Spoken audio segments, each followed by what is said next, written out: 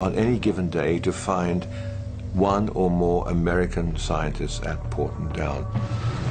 In May 1953, scientists at Porton Down are researching one of the most lethal nerve agents known to man, sarin. The experiments are conducted on military volunteers, but the young servicemen have no idea what they are letting themselves in for.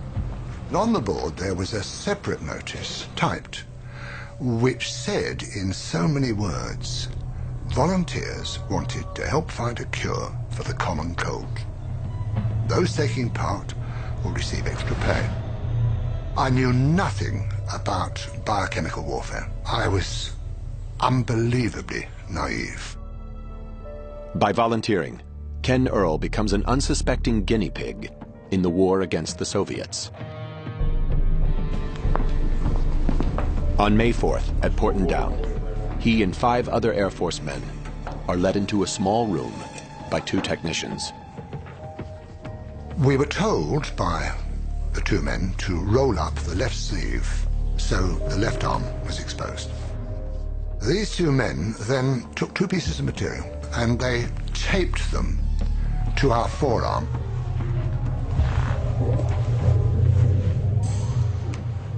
They then gave us each a respirator and that we were not, under any circumstances, to take off the respirator.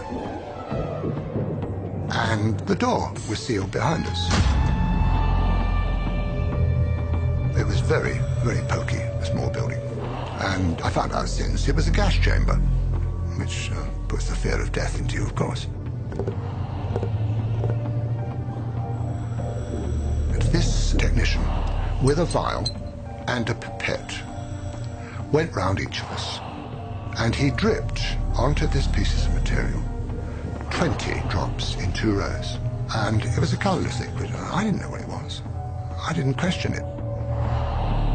The clear liquid is sarin nerve agent. It is quickly absorbed into the arm through the skin. The effects are immediate. I became absolutely claustrophobic.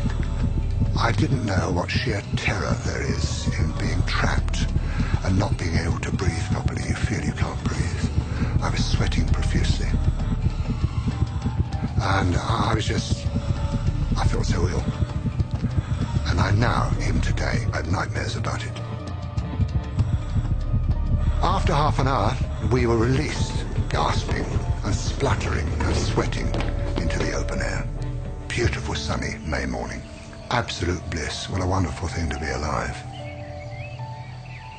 The corresponding paperwork clearly states the purpose of the experiment is to determine the lethal dose of sarin.